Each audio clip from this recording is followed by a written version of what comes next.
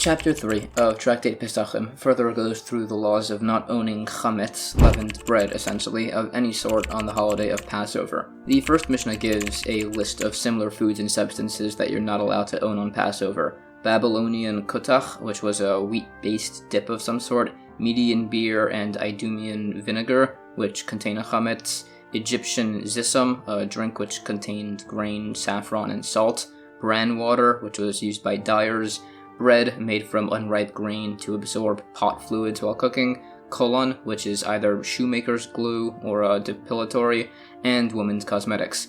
Generally, anything made from grain that has leaven, you're biblically forbidden to own it on Passover. The above listed substances are biblically forbidden to be eaten, but there's no punishment of kares for doing so. The Gemara defines all of these foods and substances further, along with some additional details like the fact that kutach is very unhealthy, how most of those foods are made, and how they contain grain and similar. The chametz listed above are foods that are either proper chametz but blended in a mixture, or not blended but inedible. According to this opinion, both are still prohibited biblically, and we try to figure out who exactly holds this. Sources for this and those who disagree are discussed. Some also hold that generally, in regards to laws of permissible and forbidden foods, usually the minimum to be problematic is an olive-sized volume. Generally, by eating an olive-sized volume, if you eat the minimum possible amount, but it's only partially a forbidden food and partially a permitted one, it isn't problematic, besides for forbidden foods by a person who took a Nazarite oath, like wine or grapes, based on a source. This discussion is debated further. The source for this topic are also debated at length.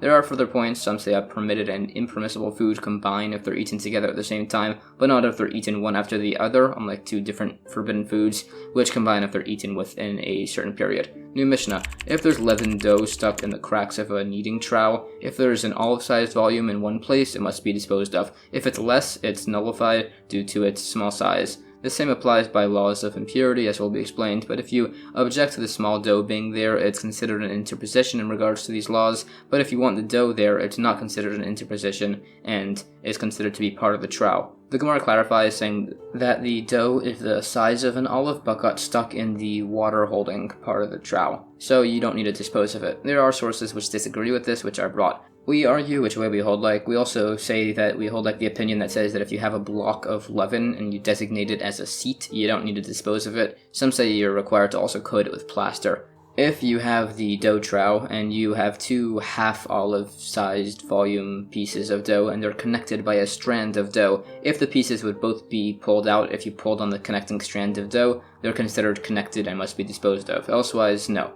This doesn't apply if they're just sitting in your house, meaning not stuck in a trowel, as you might just end up sweeping them together, which would be problematic. This is further qualified. We also hold that bread which became moldy by laws of impurity and chametz on Passover is still considered to be food as long as a dog would be willing to eat it. There are some other related points on this. It also explains the points about laws of impurity by the trowel and how, as mentioned, there are circumstances where the dough acts as an interposition. New Mishnah.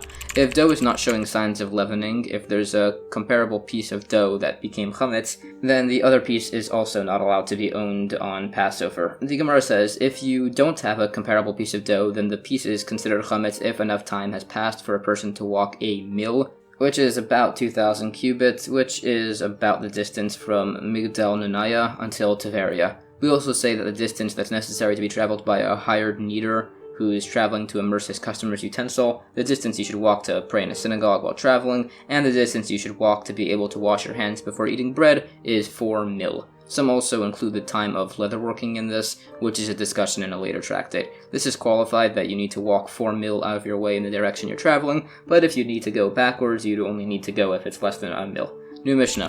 In regards to separating the challah dough piece tithe for Kohanim, which is impure on Passover, it should only be designated after it's baked. Some say you should put it in cold water so it doesn't leaven. Others say that this is chametz which you're allowed to own on Passover, and you should just hold on to it until after Passover ends, and it doesn't really matter if it leavened. The Gemara debates the argument at the end as to whether the original owner of the challah is retaining an amount of ownership of the dough. This is discussed further. There are some related points discussed, and they're qualified at length.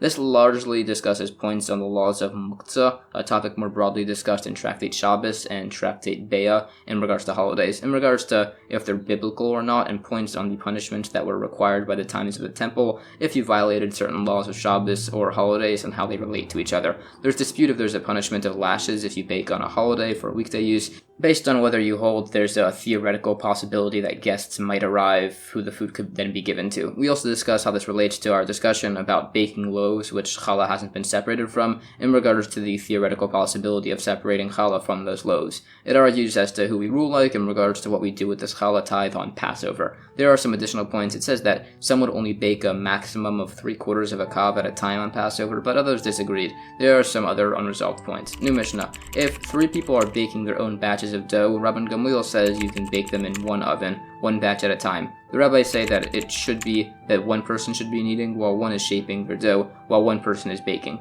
Rabbi Akiva is of the opinion that not all women baking, nor all wood, nor all ovens are alike, so someone might get delayed and the dough could leaven. Generally, if the dough starts rising, you should wet your hands with cold water and wipe it on the dough to reduce the leavening process. The Gemara clarifies these arguments. New Mishnah, incompletely leavened dough must be burned, but you're not liable if you eat it. Furrowed dough, partially leavened, must be burned, and if eaten, you're liable for karis. Incompletely leavened dough is if it's developed cracks as thin as locust antenna, and furrowed dough is where the cracks interlace. Others say you're liable for kares for eating either of these, and the classification of incompletely leavened dough is if it's pale. The Gemara clarifies this and says the disagreement is that the second opinion holds that dough with cracks is essentially furrowed, as if there's cracks on the surface, it means there are deeper cracks within. New Mishnah. If the 14th of Nisan, the day before Passover, falls out on Shabbos, we dispose of our chametz before Shabbos. Others say we dispose of our chametz on Shabbos. Others say we dispose of our teruma chametz before and our non-consecrated chametz on Shabbos. The Gemara says an opinion that holds like the last view. New Mishnah. You can rid yourself of chametz biblically by either verbally nullifying it or by searching for and burning it. We do both. However, if you're traveling away from home on the 14th of Passover to do a mitzvah, for instance, to have your Passover offering, to circumcise your son, or to attend a betrothal feast of your father-in-law, and you remember that you have chametz in your house, if you can, you should run back, dispose of your chametz, and then go to your mitzvah. If you can't, you should just verbally nullify it. If you are traveling away from home to rescue people from invading troops, from a flooding river, from bandits, from a fire, or from a collapsing building, and remember that you have chametz, you should just verbally nullify it. If you are traveling for an optional reason, like to establish your Techum boundary in a different location, you need to go back to get rid of your chametz. Similarly, if you're traveling back from Jerusalem and remember that you have sacrificial meats with you, if you've passed Sofim, a village, the furthest point from where the temple was visible, you should just burn it right there. If not, you should go back to Jerusalem and burn it in its proper place by the Temple Mount. In regards to both of these, chametz and forbidden meats, some say the amount you need to return for is an egg volume, others say it's an olive volume, and others say by sacrificial meat, it's an olive, and by chametz, it's an egg volume. The Gemara says that the point by a betrothal feast actually depends if you hold that that's a mitzvah or not. Some say that a feast that's unrelated to a mitzvah, a Torah scholar should not benefit from. Examples are given, and this is discussed. It gives some instances of marriages between sages and the daughters of Kohanim. It also says an opinion that someone who benefits from an optional feast will eventually be exiled, based on some verses. There are further points on the negativities of overindulgence and the importance of marrying into the families of Torah scholars. There are further points on this and on not being an ignoramus. Some actually reverse the sages who said the opinions on the minimums being olive or egg-sized that you need to travel back for in regards to chametz or sacrificial meats. Others say not to and resolve an apparent contradiction by the laws of the minimum amount of food required to join a zimun after blessing by saying there the dispute is based on a verse, while here it's based on a logical comparison to the laws of impurity. It also gets into a point about Mashiach's coming. A verse is interpreted either that the sun's light will be far greater by Mashiach, or complicated laws will be simply understood then, or people who are rich and famous in this world will be irrelevant by Mashiach's coming. It says a story about a sage who became sick and fell into a coma, and saw such a world where the Torah scholars were praised, along with the 2 murderers of the city of Lud, who falsely admitted to murdering the emperor's daughter and were executed by a Tyrannus. There are further points about Mashiach, about the great donations to the temple, about the wealth of the Jewish people, and similar about how all blessings, when you hear about any occurrence, will all be for good. It also says how God's name will be written when Mashiach comes, and some points in that regard. And that's the end of chapter 3.